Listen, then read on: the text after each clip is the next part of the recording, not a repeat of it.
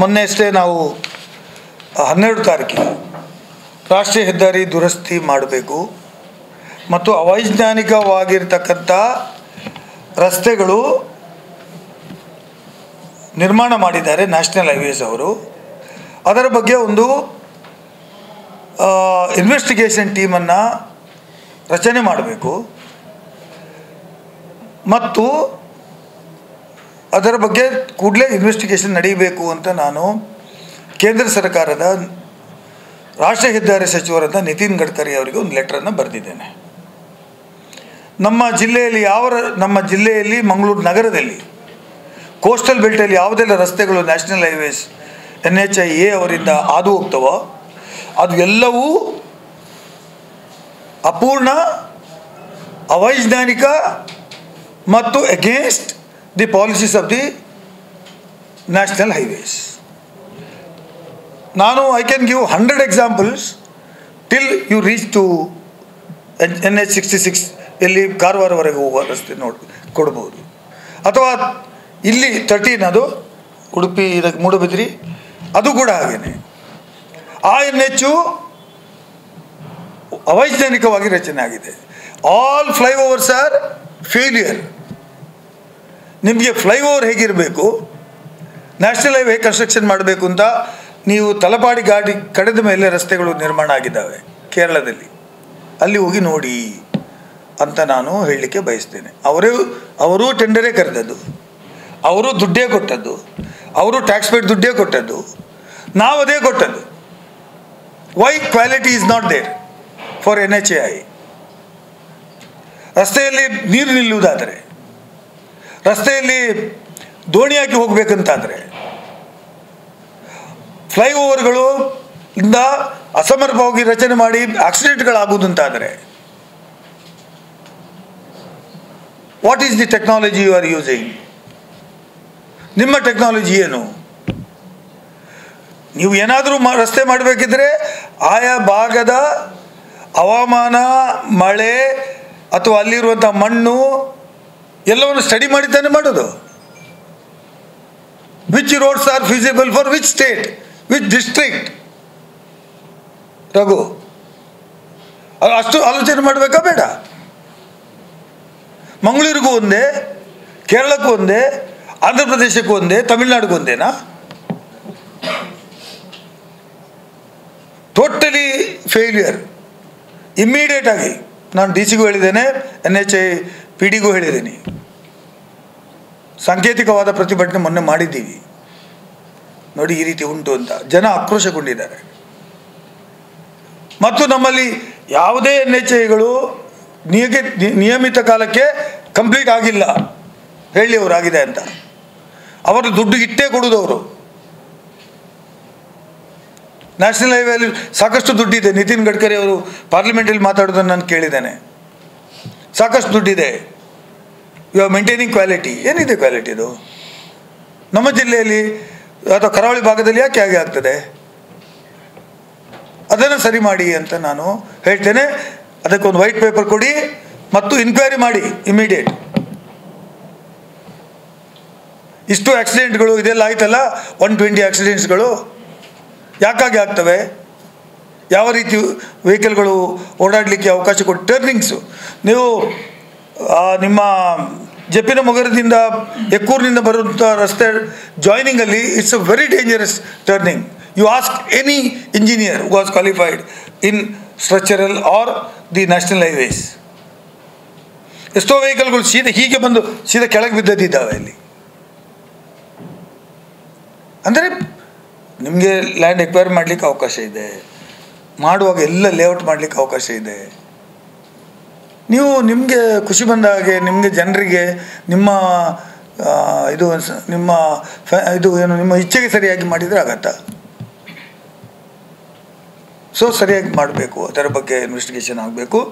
ನಮ್ಮ ಹೋರಾಟ ಮುಂದೇನೆ ಹೇಳಿದ್ದೇವೆ, ನಾವು ಬಿಡುವುದಿಲ್ಲ, ಇದನ್ನು ಮಾಡಬೇಕು. ಮತ್ತು ನಮ್ಮ ಜಿಲ್ಲೆಗೆ ಇನ್ನೂ ಕೆಲವು ರೋಡ್ಗಳನ್ನು ಅಪ್ಗ್ರೇಡ್ ಮಾಡುವಂಥ ಅವಕಾಶಗಳಿದ್ದಾವೆ national ಹೈವೇಗಳಾಗಿ.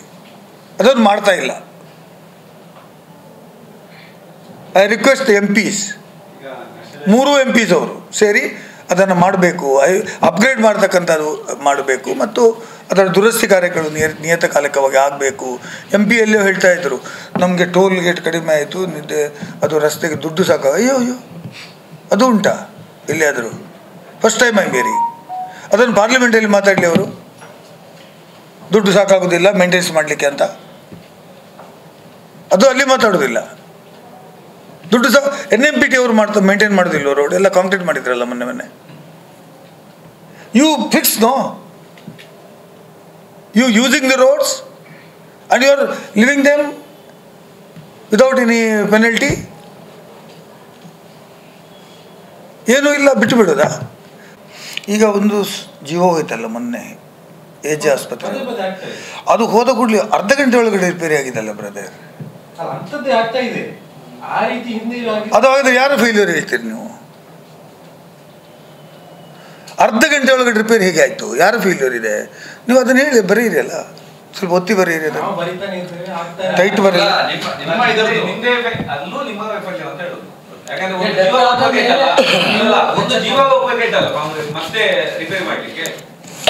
The maintenance of the ತಮ್ಗೆ ಗೊತ್ತಿದೆ, ಕೇಂದ್ರ ಸರ್ಕಾರದ ಅಡಿಯಲ್ಲಿ ಬರುತ್ತೆ. MP ಎಷ್ಟೋ ಸಲ ರಿವ್ಯೂ ಮೀಟಿಂಗ್ ತಗೊಳ್ತಾರೆ. I am not there in the committee. ಅವರಿಗೆ ದಿಶಾ ಅಂತ ಕಮಿಟಿ ಇದೆ. ಎಲ್ಲಿ ಕಾಂಕ್ರಿಟೈಸ್ ಮಾಡಲಿಕ್ಕೆ ಸಾಧ್ಯ ಆಗಲಿ, ನಗರದಲ್ಲಿ ಐ ಆಮ್ ಆಲ್ಸೋ ರೆಸ್ಪಾನ್ಸಿಬಲ್.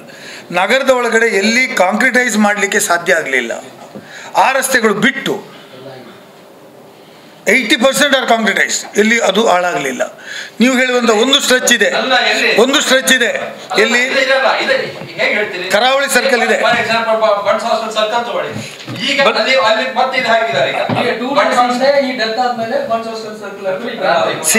ಕರಾವಳಿ ಸರ್ಕಲ್ ಇದ್ದು ಕರಾವಳಿ ಸರ್ಕಲ್ ನಾನು ಒಪ್ತೇನೆ. ಕರಾವಳಿ ಸರ್ಕಲ್ನ ಮೇಲೆ ಹೈವೇಗೆ ಜಾಯಿನ್ ಆಗೋದು, ಅಲ್ಲಿ 180 ಪೈಪ್ಗಳು ಹೋಗ್ತಾ ಇದೆ ಕೆಳಗಿಂದ. ಎಲ್ಲ ಪೈಪ್ಗಳು ಓಲ್ಡ್ ಆಗಿದ್ದಾವೆ, ಈಗಿನ ಕೆಪಾಸಿಟಿಗೆ ನೀರು ಹೋಗ್ಲಿಕ್ಕೆ ಆಗೋದಿಲ್ಲ. ಆವಾಗ ಹೊಡೆಯುತ್ತದೆ, ಹೋಗ್ತದೆ. ಅದಕ್ಕೋಸ್ಕರ ಟೆಕ್ನಿಕಲ್ ಆಗಿ ಅದನ್ನು ಕಾಂಕ್ರೀಟೈಸ್ ಮಾಡಲಿಲ್ಲ.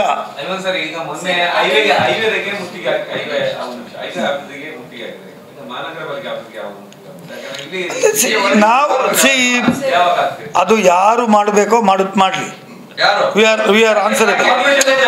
ನಾನು ಏನು ಹೇಳ್ತೇನೆ, ನಗರದಲ್ಲಿ ಕಾಂಕ್ರೀಟೀಕರಣ ರಸ್ತೆಯಿಂದ ಯಾವುದೇ ರಸ್ತೆಗಳು ಹಾಳಾಗಿಲ್ಲ. You go to any street, ನೀವು ಯಾವ ಸ್ಟ್ರೀಟಿಗೆ ಬೇಕಾದ್ರೂ ಹೋಗಿ, ಎಲ್ಲಿ ಕಾಂಕ್ರೀಟೀಕರಣ ಎಲ್ಲೆಲ್ಲಿ ಮಾಡಿ.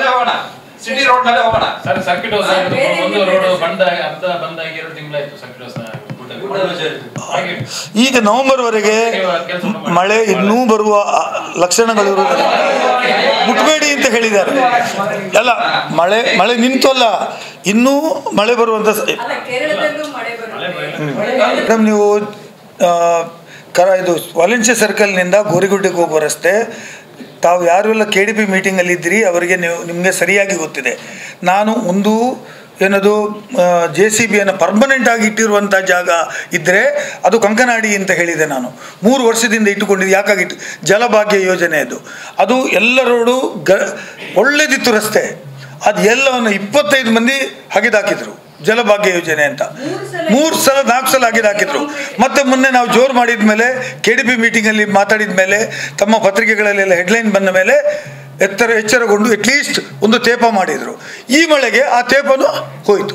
ಈಗ 3 ಕೋಟಿ ರೂಪಾಯಿ ನಾನು ನಾಡ್ದು ಮಹಾತ್ಮ ಗಾಂಧಿ ವಿಕಾಸ ಯೋಜನೆಯಲ್ಲಿ 3 ಕೋಟಿ ರೂಪಾಯಿ ರಸ್ತೆಗೆ ಇಟ್ಟಿದ್ದೇವೆ. ಆ ರಸ್ತೆ ಈಗ ಕಾಂಕ್ರೀಟೀಕರಣ ಆಗ್ತದೆ. ಬಟ್ ಟೆಂಡರು ಆಗಿದೆ. We have to wait for some time. ಮತ್ತು ಕೆಲವು ರಸ್ತೆಗಳು, ನೀವು ಕರಾವಳಿ ಸರ್ಕಲಿಂದ ಹೋಗುವಂಥ ರಸ್ತೆ ಇರ್ಬೋದು, ಅದು ನಿಜವಾಗಿ because of I side no technical ಪ್ರಾಬ್ಲಮ್ಗೋಸ್ಕರ ಅದಕ್ಕೆ ಕಾಂಕ್ರೀಟ್ ಆಗಲಿಕ್ಕೆ ಅಲೌ ಮಾಡ್ತಾ ಇಲ್ಲ. ಬಿಕಾಸ್ ಆಲ್ ತುಂಬೆಯಿಂದ ಬರ್ತಕ್ಕಂಥ ಲೈನ್ ಇದೆ, ಇಲ್ಲಿ ಇದಕ್ಕೆ ಬೆಂದೂರುವಲ್ಲಿಗೆ ಹೋಗುವಂಥದ್ದು. ಆ ಲೈನ್ ಹೊಡೆದರೆ ಇದು ಹೊಡೆಯುವ ವರ್ಷದಲ್ಲಿ ನೀರೆಲ್ಲ ಕಡೆ ಸುತ್ತಿ ಹೋಗ್ತದೆ, ಇಮ್ಮಿಡಿಯೇಟ್ ಬೇಕಾಗ್ತದೆ ಅಂತೇಳಿ ಕಾಂಕ್ರೀಟೀಕರಣ ಮಾಡಲಿಕ್ಕೆ ಪರ್ಮಿಷನ್ ಕೊಡಲಿಲ್ಲ. ಬೆಂದೂರುವಲ್ಲಿ ಸರ್ಕಲ್ನಲ್ಲಿದೆ, ಅಲ್ಲಿ ಒಂದು ಸ್ಟ್ರೆಚ್ ಇದೆ. ಯಾವುದು ಆ ರೇಗೋ ಫುಟ್ವೇರು ಅಲ್ಲೆಲ್ಲ ಇದೆಲ್ಲ ಒಪೋಸಿಟ್ ರಾಯಲ್ ದರ್ಬಾರ್ ಹೋಟೆಲ್, ಅಲ್ಲಿ ಕೂಡ ಆ ಒಂದು ಸ್ಟ್ರೆಚ್ ಬಿಟ್ಟಿದ್ದೇವೆ. ಯಾಕೆ ಬಿಟ್ಟಿದ್ದೇವೆ ಅಂದರೆ ಆ ಪೈಪ್ಲೈನ್ಗಳು ಅದರ ಮೇಲಿಂದಲೂ ಹೋಗ್ತಾ ಇದೆ, ಕೆಳಗಿಂದ ಹೀಗೆ ಬಂದು. ಅದು this is all the technical problem in the city. ನೀವು ಆಡಳಿತ ಪಕ್ಷದ ಮೇಲೆ ನೀವು ಆರೋಪ ಮಾಡ್ತೀರಿ, ಆಡಳಿತ ಪಕ್ಷದ ಒಬ್ಬನೇ ಒಬ್ಬ ಆಫೀಸರ್ ಇಷ್ಟ ತನಗೆ ಅಧಿಕಾರಿಗಳು ಏನು ಮಾಡಿದ್ದಾರೆ ಇಷ್ಟು ಅನೇಕರು ಹೇಳಿರಲ್ಲ, ಯಾಕೆ ಅಧಿಕಾರಿ ನೋಡಿ ಮಾಡಲಿಲ್ಲ, ಯಾಕೆ ಅವರನ್ನು ಯೋಜನೆ ಬೇಡವಾ ಅಂತ ಕೇಳ್ತಾರೆ. ಒಮ್ಮೆ ಬಂದ ಗ್ಯಾಸಿನ ಆಕ್ಷನ್ ಮಾಡಿ ಒಮ್ಮೆ ಬಂದು ಗ್ಯಾಸಿನವ ಬಂದ, ಗ್ಯಾಸ್ ಬಿಡ್ಚಾ ಇರಗೆ ಕಮ್ಮಿ ದಿಕ್ಕು ನೋಡ್ಚಾ ಹೇಳಿದ. ಇನ್ನೊಬ್ಬ 24 ಗಂಟೆ ನೀರು ಬೇಡವಾ ಜಲಸಿರಿ ಅಂತ. ಆಯ್ತು, ನಾನೊಂದು ಕೆಲಸ ಮಾಡ್ಲ ಅಧಿಕಾರಿಗಳನ್ನು ಕೂತ್ಕೊಳಿಸ್ತೇನೆ, ನಿಮ್ಮನ್ನು ಕೂತ್ಕೊಳಿಸ್ತೇನೆ. ಒಂದು ಸಂವಾದ ಮಾಡುವ in the best interest of the people. ಒಂದು ಸಂವಾದ ಮಾಡುವ ಆಗ್ತದೆ ಅಲ್ಲ. ನಿಮ್ಮ ಪ್ರಶ್ನೆ ಇದೆ ಅಲ್ಲ, ಜಲಭಾಗ್ಯ ಬೇಡವಾ, ಪೈಪು ಬೇಡವಾ, ಗ್ಯಾಸ್ ಬೇಡವಾ, ಸರಿಯಾಗಿರ್ಬೇಕು. ಈಗ ನಾನು ಹೇಳಿದಲ್ವಾ, ಉನ್ನಿತನ್ನವರ ರಸ್ತೆ ನೋಡಿ, ಚೌಟಾರ ಅವ್ರ ರಸ್ತೆ ನೋಡಿ, ಕೋಟಾ ಶ್ರೀನಿವಾಸಪುರಿ ರಸ್ತೆ ನೋಡಿ ಅಂತ 3 ಹೇಳಿದ್ದು. ನೀವು ಕರೆಕ್ಟ್ ಬರೆದ್ರೆ ನಾಳೆಯಿಂದ ಸರಿ ಆಗ್ತದೆ ಮಾರೆ. ಸರಿ ಬರೀರಿ, ದಪ್ಪ ಬರೀರಿ, ಸರಿ ಆಗ್ತದೆ. ಅಂದರೆ ವಿರೋಧ ಪಕ್ಷಗಳಿರುವುದು ಇನ್ನೊಬ್ಬರ ಬಗ್ಗೆ ಹೇಳಲಿಕ್ಕೇನೆ. ನಾನು ಅದನ್ನು I will take it in the right spirit.